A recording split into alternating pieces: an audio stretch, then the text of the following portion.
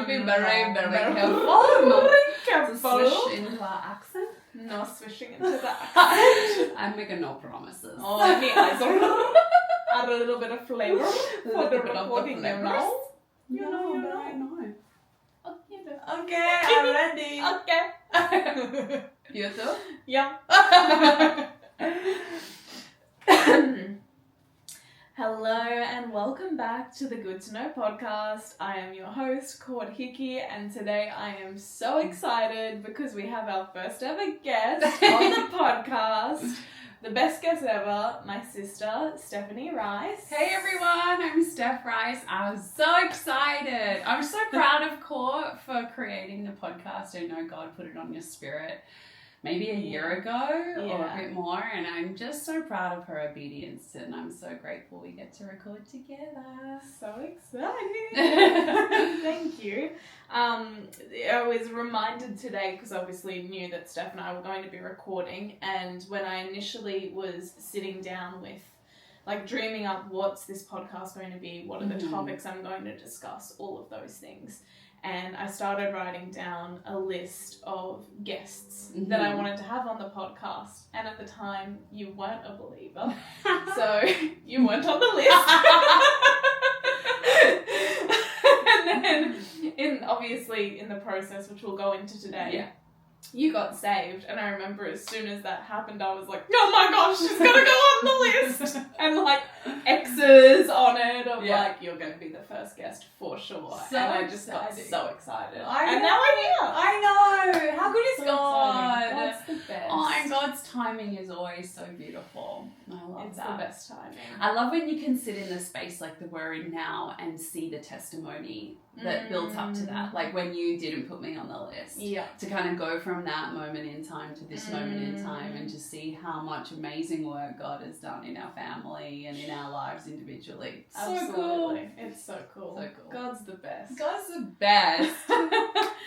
So we're going to share today a little bit about our upbringing as well. And just kind of what that looked like with God, because we both had a time.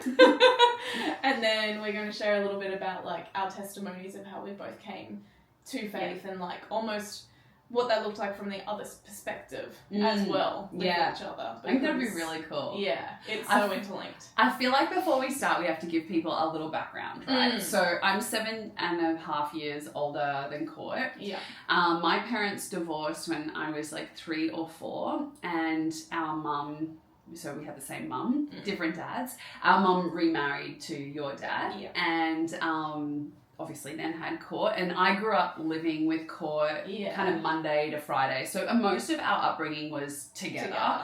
And then I would see my dad's on the weekends. So I feel like we've always grown up, like we're technically half sisters, but we're definitely sisters, you know? Like, and now we're sisters in Christ. Oh yeah. But I feel like and then I got really into swimming when you were still really young. So a lot of I got really into The Sims. Oh, Court got me into The Sims in my adult life. But so a lot of our upbringing, I guess, like because I was older, you were still in primary school. Mum was having to focus like so much time on me swimming. You kind of really fell into that like support role. Supporting me to live like my dream and my goals. Like one of the things of supporting was I remember so many times when Mum was like, Court, we're not allowed to have any chocolate or any dessert or any cookies in the house because Steph has her competition in 3 weeks and she can't eat that. And I was like, well, that's not fair. I don't have a competition. I want to eat it. Right. But Court also used to eat like the entire packet of chicken crimpies and then put the box back in the cupboard. That? Like still, like I have a bit of trauma. Just like frustration from that. But no, we grew up like super close. I feel like we've always been really close. Although we got a lot closer probably when I graduated high school. Yeah, when we were both real adults then. Definitely. So I feel like this is really exciting because then obviously you found God. 4 years later, I found God. And so I feel like we've gone through different seasons, and I really want to like unpack a little bit of that today. Absolutely. I feel like our hope is that people listening may relate to our story in some way or another, and the experiences or emotions we both went through in finding Christ, but then maybe the tension in not getting supported in that walk as well. So yeah, I'm excited. So much. And so I think I mentioned in my testimony video, but like to go into it a little bit together, we definitely grew up in a household that like went to church, right? But we didn't know God, or like there was no praying, there was no reading of the Bible in the home, there was none of that. Like my favorite memories from church is when we both didn't know the words. And would sing mushy mushy. The words to the songs were songs, yeah. And it was a Catholic church too, so it was like very lots of hymns. And the priest, and very formal. Oh yeah. And like everyone has to be on their best behaviour. Yeah. And Court and I were like, oh, so boring that we have to be here. And could never find the hymns and the words, so I just remember one day at church, like I'm looking at the printout, like trying to find the song and the words, and I look at Court and she's like, and I was like, how do you know the word? Like, where are you getting the words from? And then I started listening, and she's like, mushy, mushy watermelon, mushy, mushy. And I was like, and I just pissed myself laughing. But then the hymn stopped, and they were like, everyone like sitting down, and I was still going. And Mum was like, girls, quiet. She was so angry at us. Yeah, no, not very impressed. We weren't on the best of behaviors. But that's basically our like upbringing in faith. Yeah. It was just going to church. Definitely. I also feel I always had that vision of God as being like the big brother eye in the sky. Like if you do anything wrong, there's going to be like he's always watching and he's going to judge you. And so I was like, ooh, that doesn't feel very nice. I don't like that. I think mine was similar to, and this feeling I think probably birthed from Mum.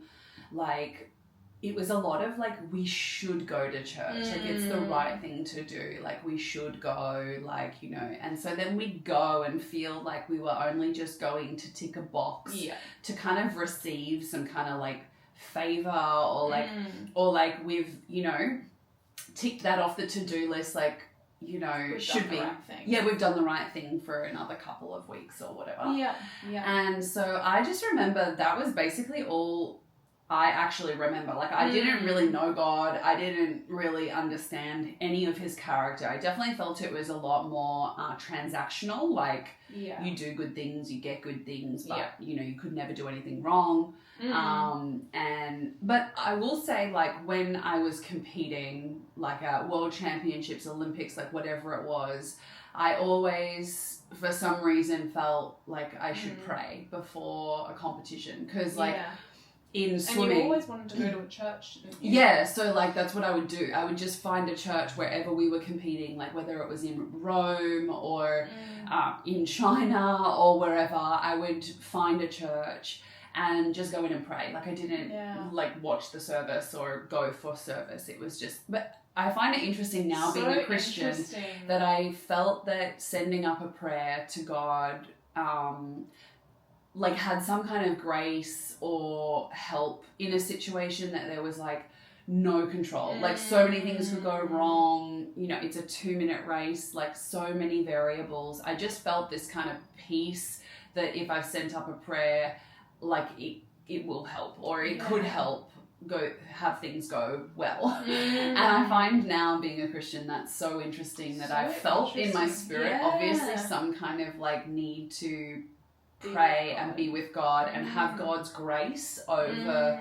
a competition and for him to help and protect me. And like having done so well, like now I look back and I think God was so good in those moments where I didn't really like have a full commitment to him, but it was like the best I could at the time. Absolutely. It's so interesting because even you hear of those stories of people when they're in a real you know, either like crap hits the fan moment when maybe they're in a hospital or there's someone that they love in a hospital or they're in a business opportunity where, you know, they get to make a pitch and this could make or break their career. And you hear of people who maybe don't have faith and they're like, I just prayed. Like, I Yes. just called on God, because it's like, it's at the point now where it's actually out of my control. Mm-hmm. So if it's real, let's just hope that something happens. Yeah. It's so interesting that you had like the same thing going on as well. Yeah. Well, I think when you want to do really well in something, and like for me, like you've trained a whole year for this one moment, and so many things could go wrong, so many variables, it just felt like sending up a prayer felt like, okay, like I know I've done everything I could do to make this work out. Like, I think in my feelings and emotions, if I didn't pray, it always would have been in my mind, like, what if I didn't? Maybe because I didn't go to church and didn't pray, that was the reason. Yeah. So, yeah, really cool. So interesting. And also for anyone who doesn't know, who's maybe been under a rock, Steph is, and it's so wild to say, I don't think I've ever introduced I was like, you you're going to even know, like, the bio. If you don't know, I'll hand it to me and I'll do it. Yeah, definitely. I mean, you can fill in any major blanks. But it's so interesting, because, like, we're sisters. Like, and that's, I think, the really good thing is, like, was good at keeping you humble.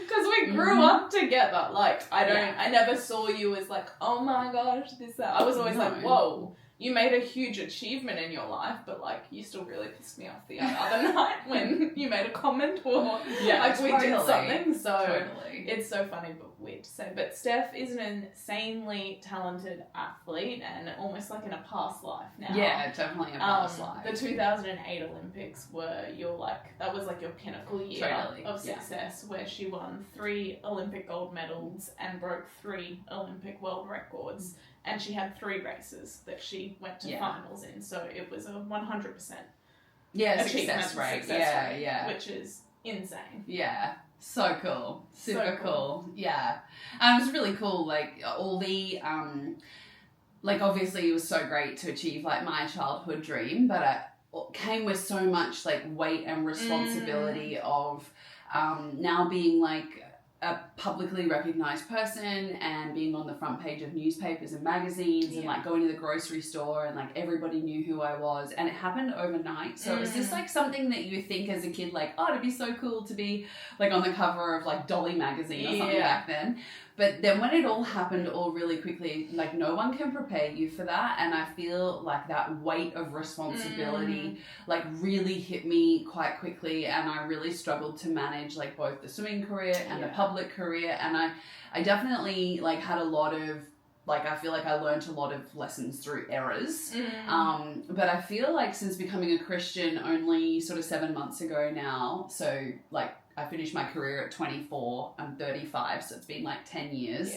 Like God has just been kind of taking me back to all of these moments and just like talking to me about where he was in those moments and like where he showed up, or where I had like a lot of like vulnerability for spirits to enter me that like were quite demonic or really kind of like took a place and a foothold in me at certain times, and the work he's done to clear it out. Like it's been a really exciting journey to kind of reflect but be in this new season. Definitely.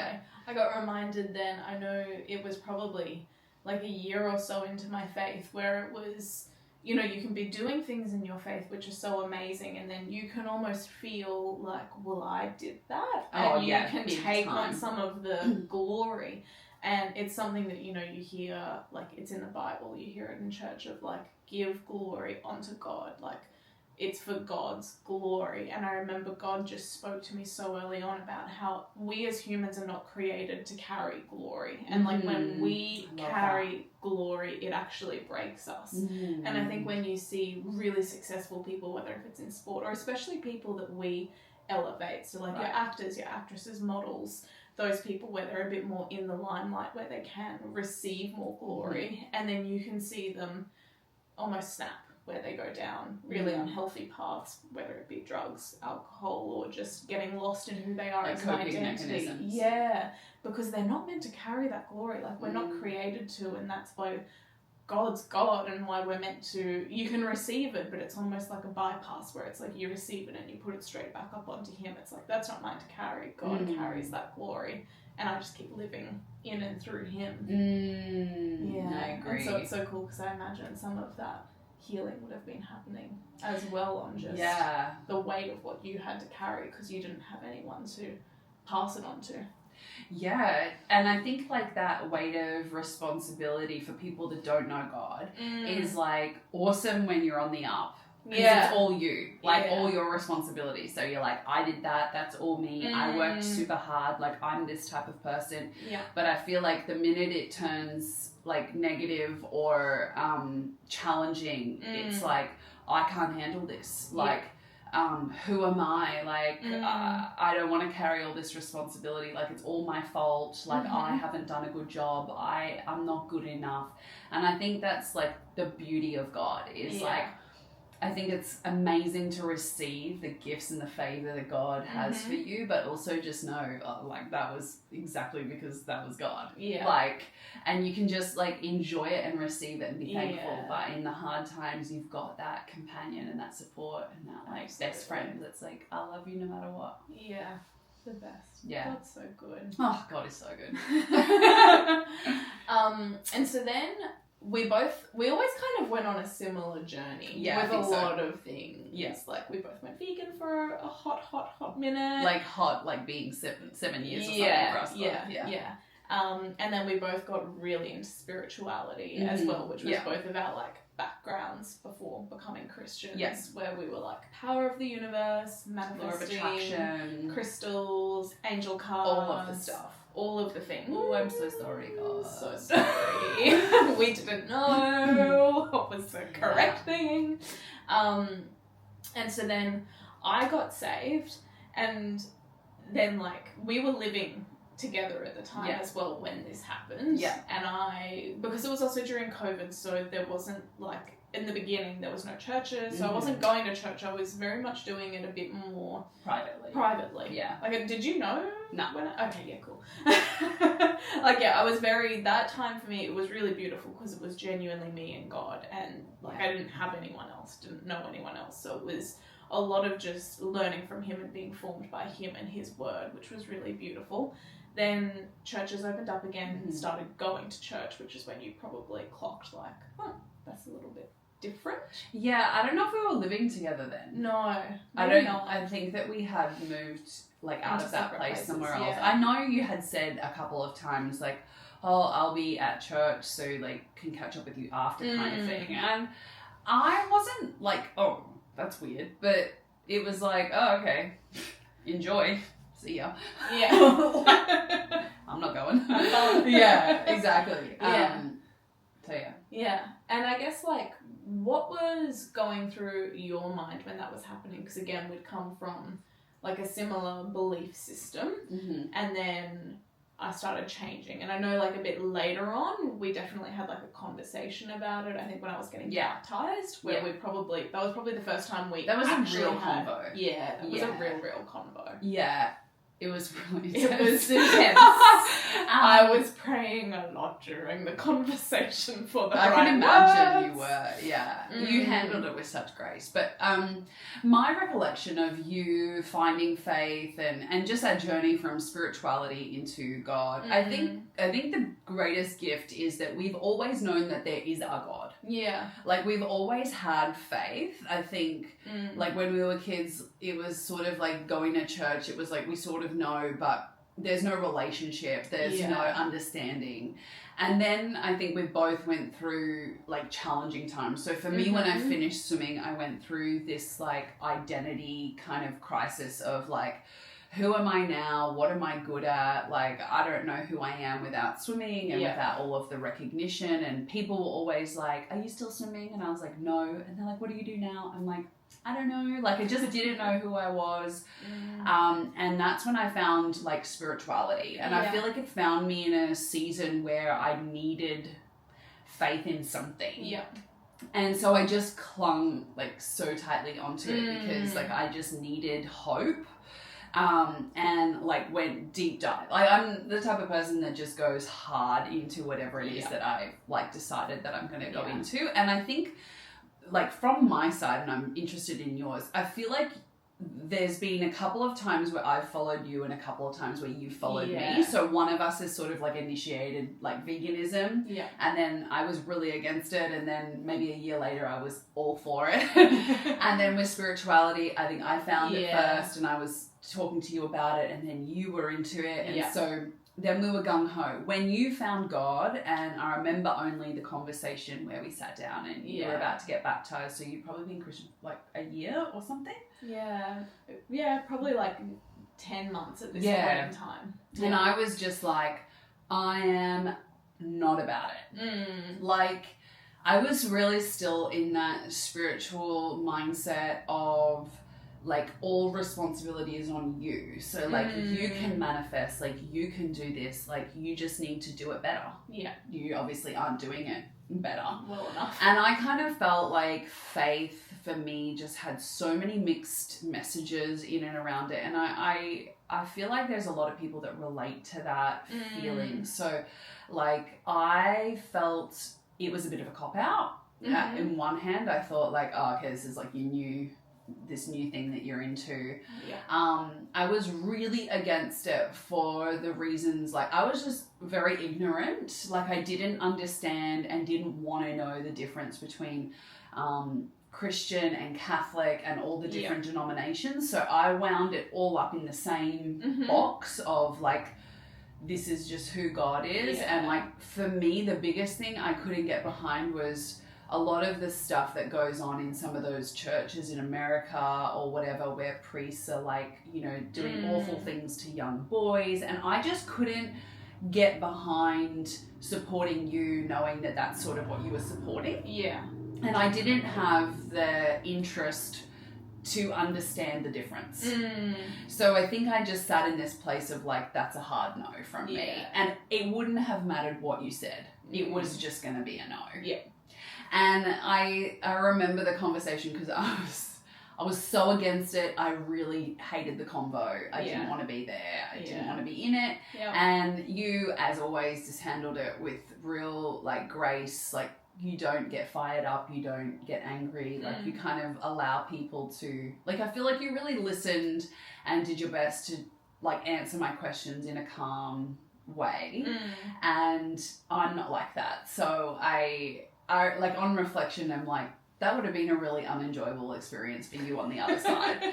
And I think, like, I guess from my side now being Christian, I feel like, and I'm so interested to hear your perspective, but I feel that sometimes you're tested in your faith. Like, I feel that was probably a part of your journey is, like, I'm your sister, I'm super close with you, and I was fully against it. And I feel like it could have been one of those moments where God was like, how committed are you to this? Like, to me, to knowing me, when people around you aren't supporting the journey. I don't know what it was like for you. Yeah, and I think it's also, like, I'm reminded of the scripture where it's like Jesus is talking about, like, I'm going to turn, like, father against son and mother against daughter. Like, I'm not here to bring peace, I'm here to divide. Like, me coming is actually going to create division in society. And I remember, I think, because by that point in time I was planted in a church, which I was so grateful for. And I remember I would just meet all these people, and, you know, when you meet them, they're like, what's your story? And I'm like, I got saved during COVID, like,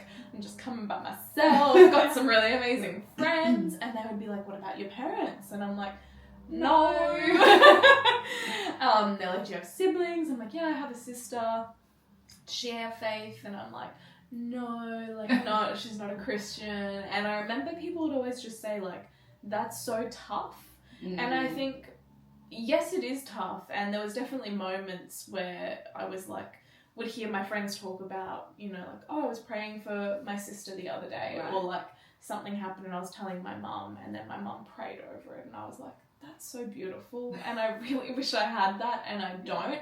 But again, I know God just gave me these friends that are incredible, and then these older people in the church that whenever I shared with them, they would be like, I'm praying for you, and I'm praying for your family for strength, and like, good on you for being here and like pursuing God the way that you are, because that's hard. And I was like, oh. And then I think the more I sat back and reflected, I was like, yeah, like, it's not easy. It's not a walk in the park. It's definitely challenging.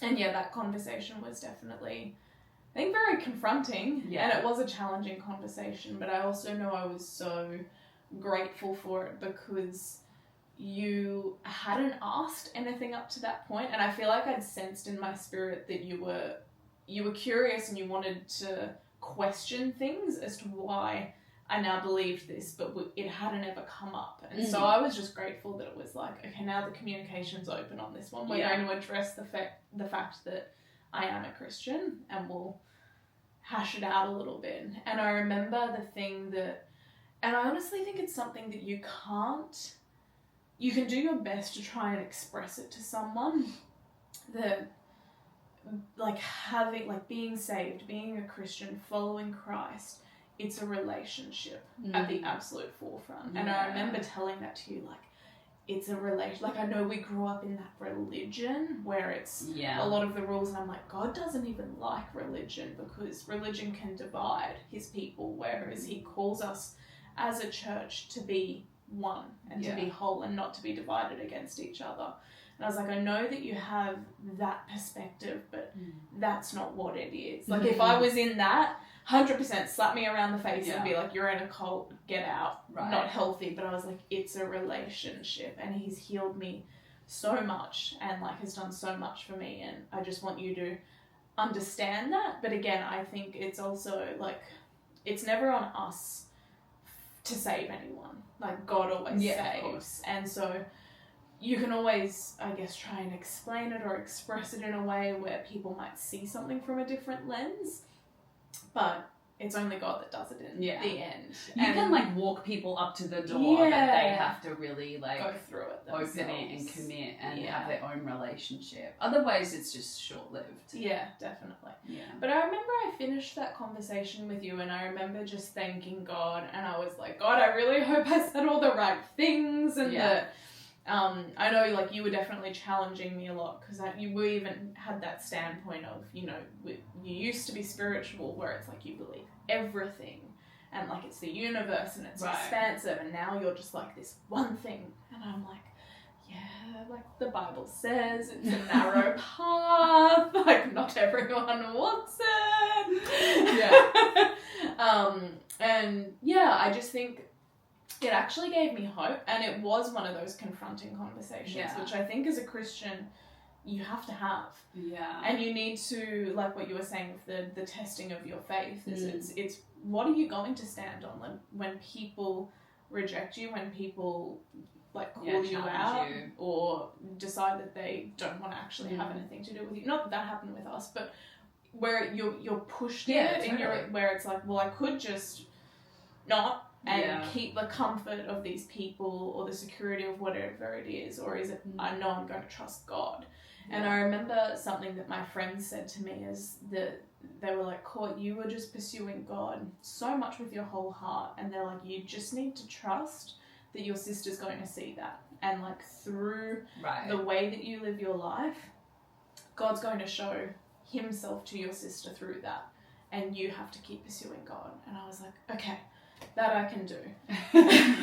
Like, it's not your responsibility. Definitely. And then I know as well, because you probably came to like some games, I think, that we did maybe with everyone. Yeah, so Court like obviously formed a lot of friends from the church, and you would hang out, whether it was like, I'm not sure if you were doing life group then, but definitely like just social weekend hangouts or birthdays with like, the 14, friends from church that would come along. So I was always like, I guess like spending time with you and everybody else. And I think what really helped me so much is because I also felt like everybody that was Christian, which was basically religious for me at the time, was like the goody two-shoes at school. Yeah. Like, it was the girl, or the one that was like nerdy burger like, just, teacher's pet, like never did anything wrong, like was just really sweet and really kind, and I was like, I ain't her. Like, so I can't relate. Like, I'm not going to fit in.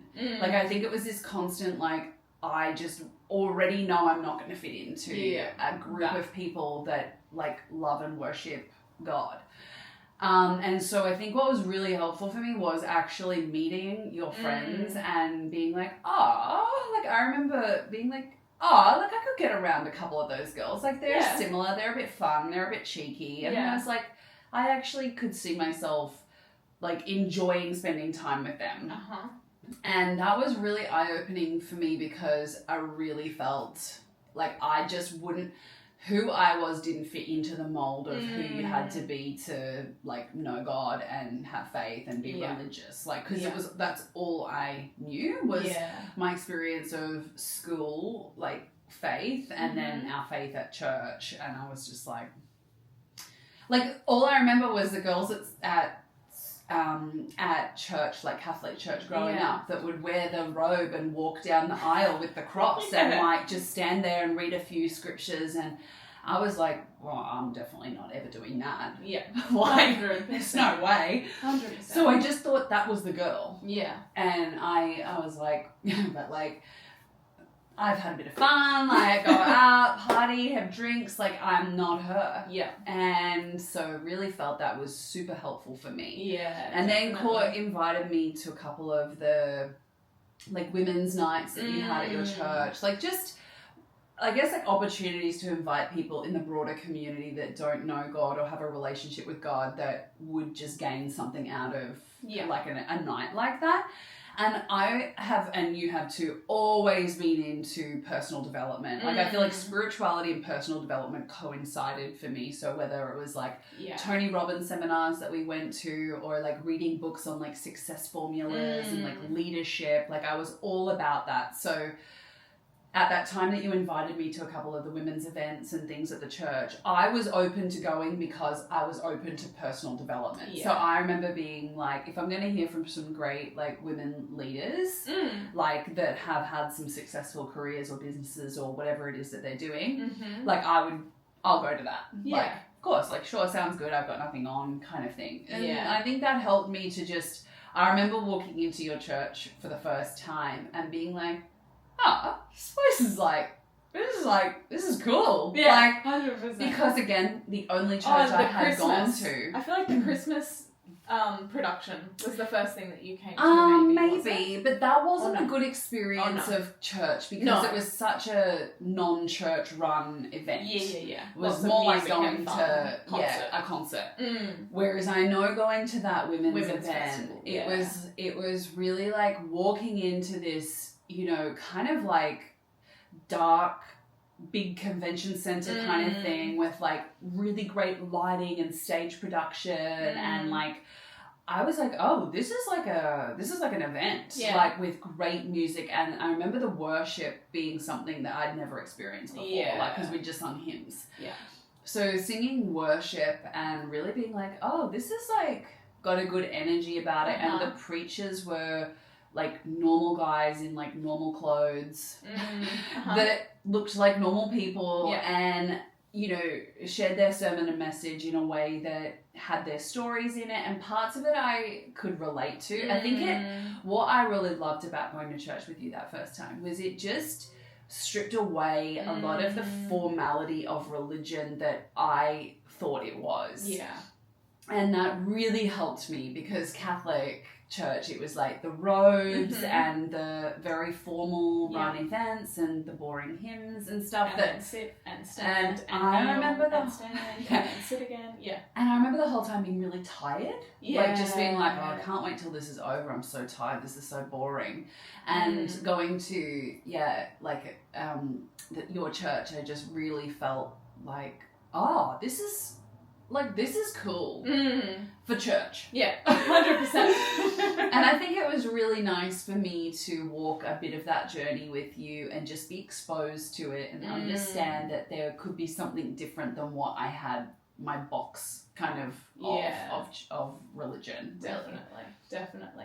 And I think, I know I always say like it's so important to have a godly community around you, because I know there was times where it was like you would come to church and I'd see you doing praise and worship and you would like almost have your hands up, and I was like, oh my gosh, she's gonna like give her life to God, and then it didn't happen and I'd be like, oh, I'm like, come on, she's so close. And I remember I had friends who, you know, like one of them shared a prophecy. They were like, Steph's going to be a Christian. And this was like years before you became a Christian. And they were like, God's shown me that she's got all these bricks up around her. She's got a really big wall around her, but God's slowly taking those bricks down. Yeah. And he's going to shake it. Yeah. And she will become a Christian. And I was like, okay, I can cling on to that promise and I can keep praying into that. And I'm just going to keep inviting and keep showing up and keep loving you, and I'm just going to leave it in God's court because it's his thing to do. But I remember that was such a special, especially that conference that you came to, like, it was so special just to have you there and invite you into it, because again, we've grown up in Catholic church together, experiencing that and finding it quite boring. And it was really beautiful to have you come and just experience like what had become the main thing in my life, the thing that I like love and worship, and to see you like enjoy it for what it was, and not come and be like, oh, this is a bit weird or this is a bit much, like that you just appreciated and was like, oh wow, like I really enjoyed that message, or I found that really interesting. Like that was so I think there was a couple of great like stages that God unfolded for me, like meeting your community outside of the church, so I already felt comfortable with a couple of the people there, like going and then already having that like, hey Cal, hey Nat, like good to see you again, not feeling like I don't know anybody here. Absolutely. And I think one of the biggest bricks that like God has had to pull down from me is my view of people's perception of me. So like knowing that people can look at me and go, oh, that's Steph Rice. I really felt this like I'm hyper conscious of what I do and where I go and what it looks like because of the journey I've walked before where I've been damaged in those environments. So I really felt this like, if I'm going to walk into a church and people see me and know me and go, oh, she's in church, like what does that mean? That was a really big thing I feel like I had to walk through, because the first couple of times I went to church, like I really wanted, like I kept my head down, like I wanted to sit somewhere like not obvious, like I was sort of like, I want to experience this on my own without like people all the other noise. And really, I think because I'm like, if I go to something, I'll go and I'll be into it, like, and I always took something from it. But I feel my walk from when you found faith to when I found faith, like 4 years later or 3 years later, it was just a really like intimate, interesting journey to go on. What I love so much, and I think that this is really cool, something that I feel I've learned through my relationship with God that I think is really special, is that growing up, like everything was surrounded by my goals and my life and me kind of, you know, like my swimming, my success, and you always fell second to that. And so there was just a lot of like attention, like how's Steph going, like, you know, people come over the house and how's Steph going with her swimming, when's her competition, and then what's caught up to, like it was always kind of like a second kind of thing. And I think it's so special that God knew that and let you walk the walk with him first. So it would be your thing. And it was your glory that you get to kind of receive and enjoy, that I found it after you. Like it's something that is yours. You know what I mean? Like you led that. And that's your thing. And I love that my story is, my sister became a Christian about 4 years before me, and she was the one that led me in. I love that you have something. Like, do you know what I mean? Because I have my thing, and I love that you have your thing.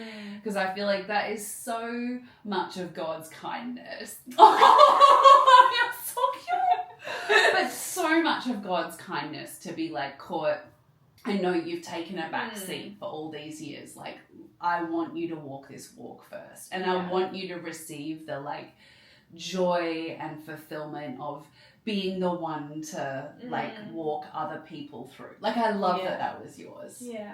I mean, it's God, like he's our Father, he knows our hearts, he knows where our hurts are as well, and he just loves to meet you so intimately and heal, and it's in all of the small things as well, like that. Like he could have, like he's God, he can do whatever plan he wants. He could have easily saved you first to be like, she's got a platform, she's got whatever, like, let's get the gospel out there. Yet he was like, no, I'm going to take time and go to this daughter first. Yeah. And, like, through that, it's going to heal and create. Yeah. And then my plan's going to unfold, and then we're going to go from there. And I'm excited to see what the from there is. But God, so he's cool. just the best. Yeah. And I love that, you know, when I speak now, like, at events and churches, who would have ever thought? Like, come on. Like, it's still a bit laughable for me. Yeah. Like, when I'm asked to speak at churches, I'm like, really? Wow, God, you are so hilarious. God really has such a sense of humour sometimes. He does. But I love that part of that, you know, when they want me to share my testimony, you are such a pivotal part of my testimony. And I love God's hand in that. Absolutely. Like, it's so special. It's the best. Yeah. God writes the best stories. Yeah. Always. So Always. good. So good. So then, yeah, we kind of journeyed along, and then you obviously found God. Yeah. So, so obviously, like, I'd gone to some of the events that the church had put on. I feel you had invited me to church a number of times that I'd been struggling. Like, I was in, like, down patches or feeling a bit lost or feeling really defeated with work and opportunities. And I think that part of my spirit, since being a kid going to family church or praying before competitions, that part of me was always there, that, like, when you're down, like, I'm not afraid to let people know that I'm down or seek help. Like, that's, help me, I'm down. You wear your heart on your sleeve a lot. Yeah, and I think, like, that's where you were like, why don't you come to church this weekend? And I always felt like, you know what, I just know that would probably help. And if at this point I actually just need, like, I'm open to anything that would help me. Yeah. So I think that you had done a really good job of inviting me, and I felt safe enough and comfortable enough to go. And I remember always leaving church, whether it was after just a normal service or Christmas event or one of those women's empowerment, you know, nights, I always left feeling better. Yeah. Whether it was the faith in the room, whether it was the message kind of left me with something curious to kind of, or God just was in my heart there being like lifting some of the weight off me, and I always left feeling better. So I feel that then I was more receptive each time to like going more or being more open. And but I love that God's testimony of like walking me to the door of getting saved was so public and so big. So like I had done SAS earlier that year, but I feel like the part of my testimony really starts like kind of a year before I got saved, where I had a lot of brand endorsement deals. I had 3 brand endorsement deals like all lined up, basically ready to get signed. Like we'd gone through the full negotiation. They were like, hey, contract's ready for you to sign stage. And within the space of 3 days, all 3 of them pulled out of the deals. And it was a year's worth of salary that basically was taken from me within 3 days. And fully outside of my control. Like it wasn't like something had happened, or there was also no explanation as to why they decided to not go ahead after saying yes so many times. So I really felt super defeated. Like I was just like, what the heck is going on? Like I feel like, I don't know, God, or I don't know, universe, like if you're trying to direct me down a different path, like I don't know what to do. And I really struggled for like a solid 6 weeks of just being really lost, really confused, really frustrated, really defeated, and really needing work.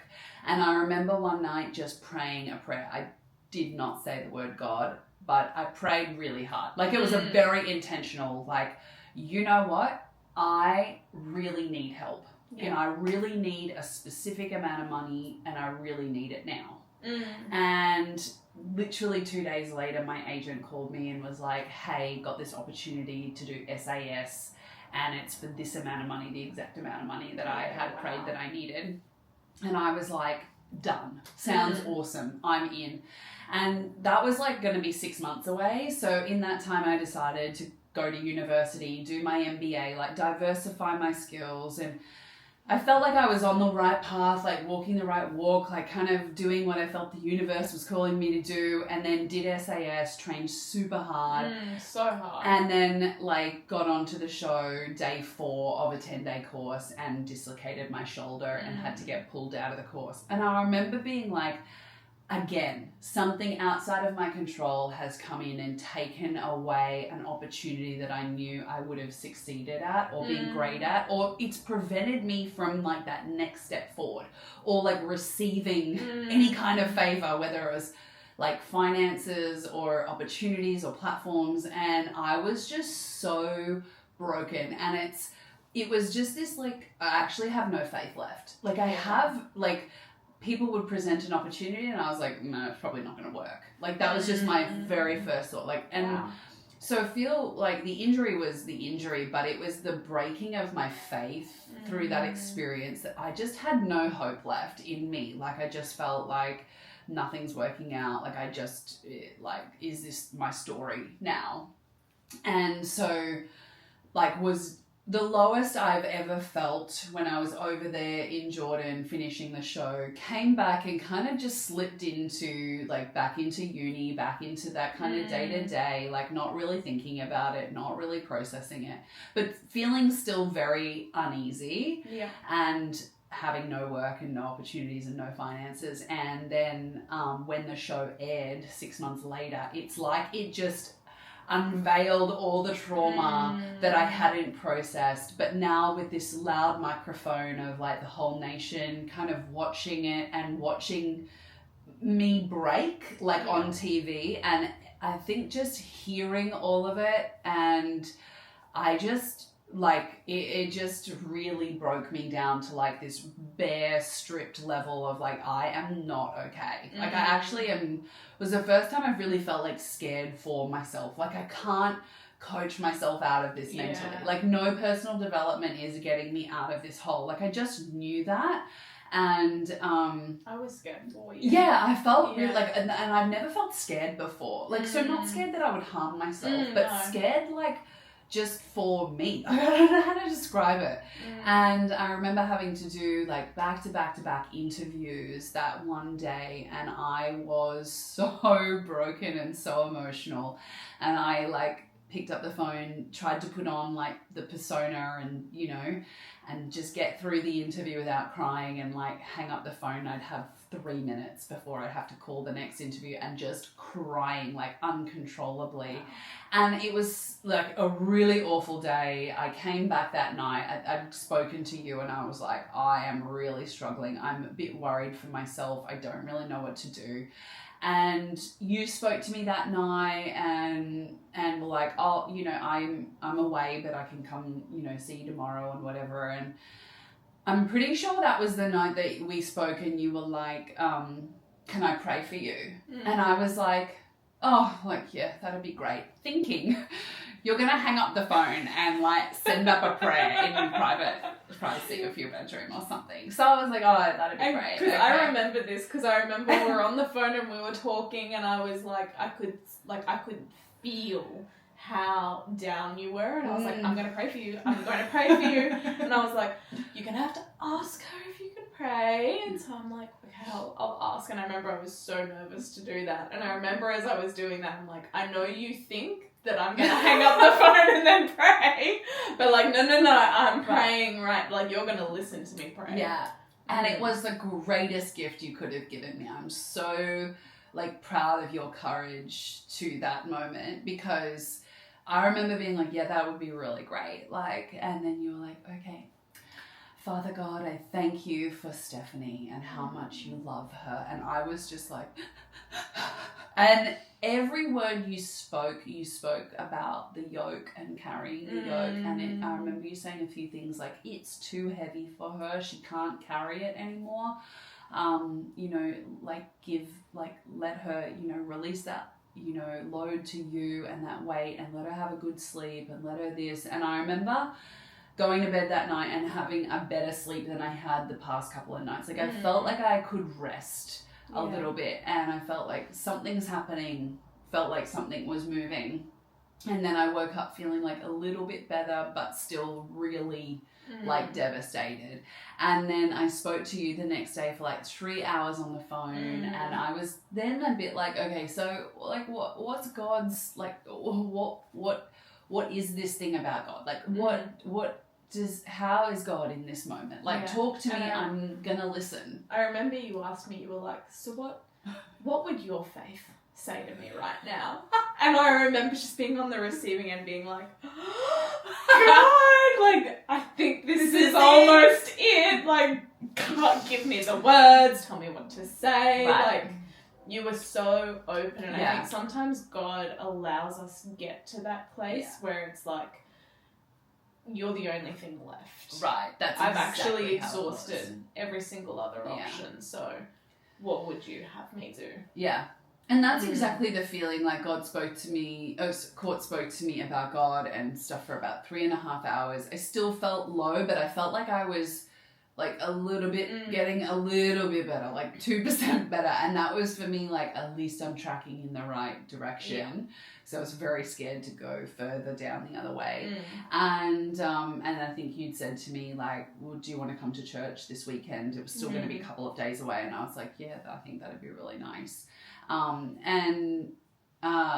remember just being really open, like at that point. And I think, as you mentioned, it was like, I knew that what I was doing wasn't working. That was what I knew for sure. So the spirituality, the personal development, it's not working. Yeah. I also couldn't read another book about law of attraction and do it any differently to somehow magically have it work. Like it wasn't working.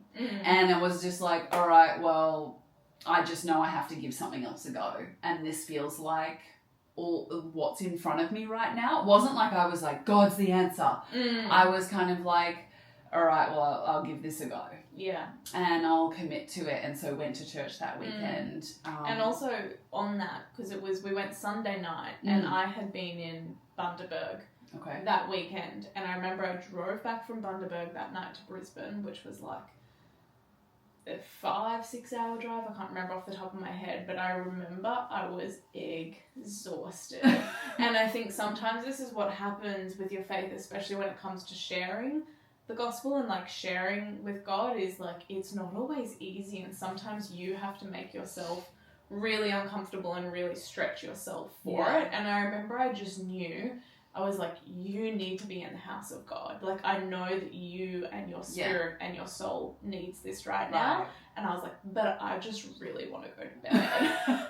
And I was like, Court, it's actually not an option. And I remember I was like, jump under the shower quickly and like try and freshen up, get dressed and go and pick her up and take her to church, because that's what she needs right now. And I'm like, you promised her as well. You said you would take her to church. If you would have backed out on me, I reckon it would have broken me even further. Because I was 100%. Holding on to it to be something that would really help me. Yeah. And that's the enemy getting in there. Like, 100%. Let's not bring her into church. Yeah. Went to church. I don't remember the message at all. I just remember the call to salvation and being like, it's me. I'm giving this a go. And I remember we had a really beautiful moment at church that night. And then I remember having the whole next week just being like, cool, guess I'm Christian now. Feeling like there should be some miraculous thing that happens. And just being like, okay, like just go about my normal life still. This is so random. Because it's such a big like thing for me, and I remember being really self-conscious to like tell friends or definitely not going to be sharing this publicly, like not even probably going to tell family, like just keep it to myself, like you'll just know, and then that's it. And the whole week I was really wrestling with like that tension of like I knew that I'd lost so much work already, so the thought of then like being public about my faith made me feel like I would lose even more work, or people would be very critical. And so I was like, I'll just definitely keep it as private as possible, going to church the next week as now a Christian. And like that I'll never forget. They got to the call to salvation, and instead of always having that beautiful moment where all eyes closed and heads bowed. They were like, this week I just feel that we should all keep our eyes open and we should all look around the room at the people that are giving their life to God. And I knew instantly it was God's invitation. Like, he was speaking directly to me. Like, if you want to do this, we have to do this together, loud and proud, full and complete. Like, you can't compartmentalize me into certain categories of your life. And I just knew I had to say yes. And so I said yes again to the call. And that felt like, now we're one team. Like, it's you and me, not my private life and you know? And I know that God is so good that if I had said no, then that would have unfolded later and I would have had another opportunity. But I just felt, because I was so broken, I was so open. So anything God asked of me, I was like, we're doing it. Guess we're doing that too. Guess we're picking up our life now and moving to Dubai. I guess we're finding a new church. I guess we're like speaking publicly now on Instagram about faith. And I feel that God has really honored and blessed like every time he's like called me to something more, which is scary. That stretching is really scary because you can see the risk. But I just know when it's God, it's only going to be good. Like, this is scary to go through this tunnel, like, but I know that God only turns things into something even better than before. So if he's calling you to something, it's like, it's going to be good. It has to be good. Like, there's no other option. And I feel like that's why my faith journey has been so accelerated, because I've been super obedient. And so surrendered. Yeah, so surrendered. And I've had such amazing support around me. So everybody in my life now is basically Christian. And so I think that's a testimony of God's, like, protection for me too, is the fact that you walked that walk and had 4 years under your belt before me. So you've been such a great, like, mentor through faith, like, because you're further ahead than me. So there's so many times that I was like, what does this mean? What do you do? How do you read the Bible? What's the process? And like, I had that access all the time to like fast tracking my faith. So cool. So cool. God's so good. God is so good. Yeah, and I think it's so true when he calls you to something. It's only goodness, because he is good. Like, he will never call you into a position where you're going to be harmed or like made worse off than what you were. Like, he may leave you in situations to stretch your faith and to grow your faith, but it's with goodness on the end of it. He doesn't leave you in that. It's like, no. Enjoy. Like, he's just so good. And when you're in the faith and you can see the plans, like what we were talking before about at the beginning of like being full circle and being here, where you're like, wow, like look at what God has done. And it's like, that just keeps happening in your life, in your faith, of looking back on like, I'm actually now walking in the promises of what he gave me all that time ago. And like, for me, it's like, I'm walking in the promise of, I have my sister, who's also now my sister in Christ, who we can record a podcast about faith together. Like, so that is insane. It's so cool. If you had have told me that 2 years ago, I would have been like, no, really? Like, when is this going to happen? I'm not sure about that. For sure? Definitely not sure about that. I also think, like, one thing I feel like, I'm not sure if there's any, like, new Christians listening. Like, I've been Christian now for about 7 months, maybe 8 months. And a lot of people, like, I think that one of the challenges I've run up against is this, like, oh, you're a new Christian, oh, you're a new Christian, as almost like I've sort of pigeonholed you into, like, your understanding of Christ at, like, a deep level because you're a new, like, Christian. And I think, like, one of the things that I would really love to impart to, like, people listening is that it's not about time. No. Like, it's not about how long you've been a Christian or how many times you've turned up to church or read the word or whatever. I feel like it's about your, like, wholehearted openness to God, and then the obedience to whatever God is calling you to. I feel my faith journey has been so deep and so fast-tracked because I've really listened to, like, each one of those calls, and as soon as I felt like God has called me to something, like, I've acted on it right then and there. It's not like I've waited 3 months and come back to it and God's asked me again. And I think that kind of like you can see it in a career sense, like people that have been in a job for 10 years that feel like I know heaps because I've been in this job for 10 years. And there's obviously a level of experience in that. But somebody can turn up and do the job in a year and be better than the person. And it's not about being better. I'm just trying to use that as an example of like your depth of understanding or your relationship of God. And I really feel God has been speaking to me a lot about time.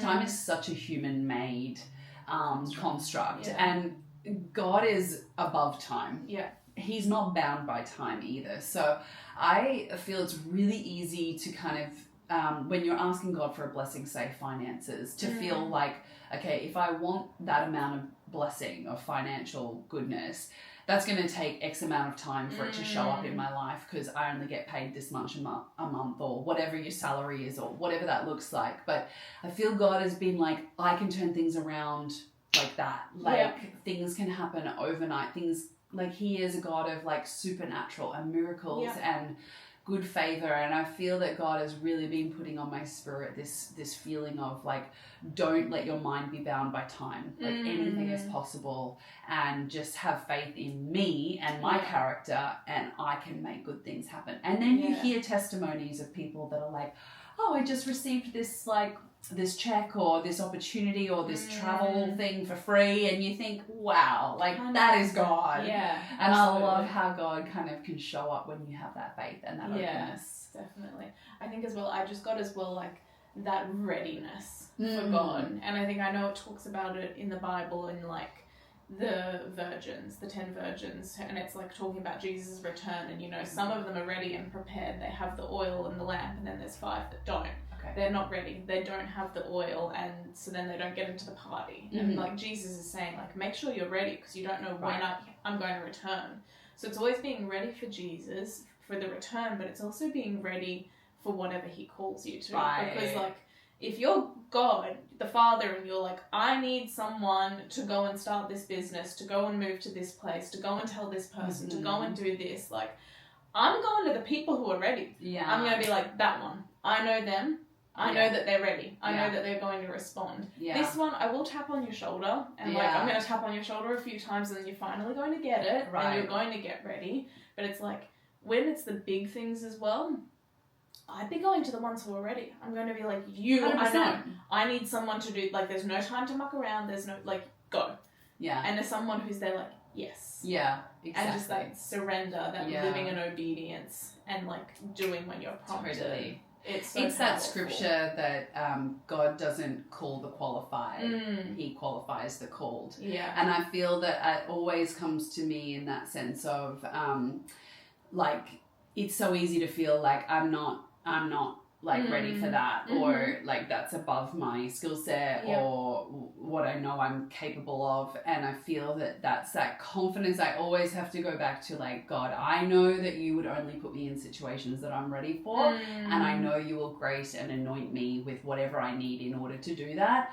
I'm going to be obedient. And I feel that God, like he will want the people that are like, I'm going to go. Yeah. I'm going to follow you. So I'm scared. Yeah. But let's go. Absolutely. Yeah. Oh, well, thank you so much for sharing. Cool. This has been such a beautiful conversation. I loved it. I loved it too. It's blessed me so much. And I'm sure it's going to bless everyone who listens to this. I'm so excited. Me so excited. Oh, yeah, so good. So good. So, thank you for coming. Thank you for sharing. And I just want to honour you for where you're at, and for the boldness and the courageous that you've had in your faith, in everything that God has called you to. It has honestly been building my faith just to watch you, and the way that you love God, and that you care for what he puts in front of you, and the love that you have for other people. It's been one of the biggest blessings in my life to just watch you as you've been transformed in this last season. Oh, Thank you. It's so sweet. I've loved walking this journey with you, and I've loved our tough conversations, our beautiful conversations. I think above everything, I love that we get to walk this walk together now and share it together and inspire each other along and pull each other up when we need that sister in Christ to be like, absolutely, what you doing? But then also be there as each other's biggest cheerleaders. Yeah. And I'm so excited to see what God does next in your life. Absolutely. So good. So good. Well, thank you so much for listening. I just pray that you have an amazing week ahead. And would you go out and be the reason why people believe in God this week? Would you be a blessing into other people's lives? And would you be blessed as you go? We will see you next fortnight. Bye. Bye. So cute! Oh, yay! So nice! So nice! Such a nice conversation! I know!